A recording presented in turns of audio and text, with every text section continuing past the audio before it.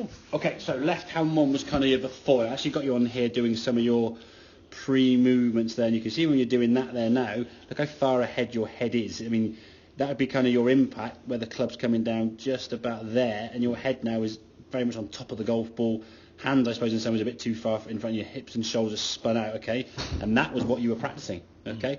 You go back there you go. So you feel these that way, twist it, so your lateral move your top off. So the movement you were practicing here, getting there, that's why I go back a frame, it's obviously slow-mo, okay? And the middle part of your head there, that's probably not straight-ish, but that's what you're practicing, hitting the ball with the head in front of the golf ball. Like I say, no sporting activity you would do where you throw a ball, hit a ball with a tennis racket or a golf club, do you want your head to be in front of it, unless you're playing a really specific, low, punchy, specialist shot. But for everyday, normal golf shot, we want that to be behind the golf ball. Hands in front, fine, but you've got that movement there. So that movement you were practicing was encouraging the move you ended up getting when you got set to the golf ball. Again, back to was looking pretty good. There's the shift with the top half now down to that left side. There's impact, and you can see now kind of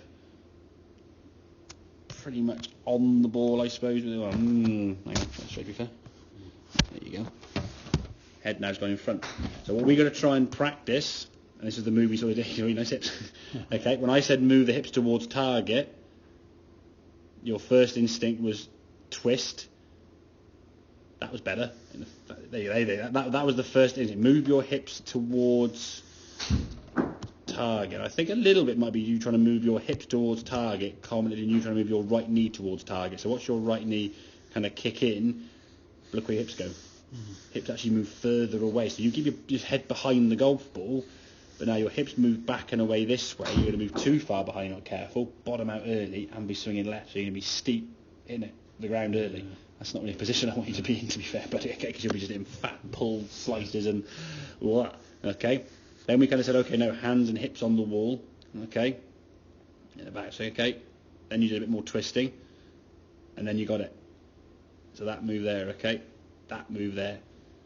Hips and hands moving towards target, okay? So as you come in the golf ball, there. That move there you go, that's a good move there. So that's sort of the line, as you said, when you saw that, what we're looking at is that line. Really good, yeah? At the same time, keeping it behind the golf ball. So as you go through the golf ball here now, I clear that and that. Same good swing. Good setup position, hands and head in the right position, so bookend in the golf ball. Top of the back swing, good. Okay, unwind the top half and the hips move. There's impact. That's a really good line. That's a really good line. And that's a really good line. Yeah? And hence why the launch and the strike was good. The hands were nicely in front. You weren't leaning back by putting the hands behind and scooping it, so your launch was really high.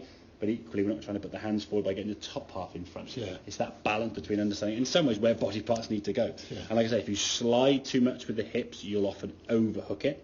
I don't think I really see much of that in your game anymore. It might creep back in on random occasions, maybe on 7, not wanting to go to the left because you've been left a few times. You try and slide out to the right and just flip hook it. So I say maybe on that one there, next time you play, stand up there with 3 wood or whatever it may be, and just try and fade one off there by spinning it as much as you can. Yeah. Try something different. Don't go down and think, oh, this ain't going to go left, because where's it going to go? Have a different shot in your head, just as practice, okay, to see, can you get off that tee with a different shape of shot, yeah? Okay? But yeah, the feeling for me is definitely moving into that left side there, okay? Again, a lot more space for your arms. You finish the swing fully, there's no recoil because your arms had space to go and they weren't thinking, oh, this feels uncomfortable. When your arms go this way because your top half has moved too much to the left, your arms come in, they're like, oh, I can't stay anymore, and they come back. Yeah, so the recoil is more a question of actually you not wanting to be in that position because you're kind of overextended and stretched and just going back here. Same with chipping. You see a lot of kids, they go, they extend this wrist too much. They go, it hurts, and it recoils back. Okay, if they swing that way, that stays there, the club can just stay there. If you go, comes back. So yeah, so work on that. So practice that movement up against the wall there. Here, okay. Hands and hip against the wall, okay. Again, do the other one in terms of that movement where you make a swing from here now, swing the top of the back swing back down to impact, fold the club over your head, and then twist through. Get that kind of feeling of how you're going to stay behind it with the top half and give yourself space for your arms to basically swing out to the right and hit your 3-yard push. Yeah. Okay, and then from there just controlling the club face with your hand position, yeah? Or your hand facing club. So your hand and face control, yeah? Cool. Okay, mate. Happy days.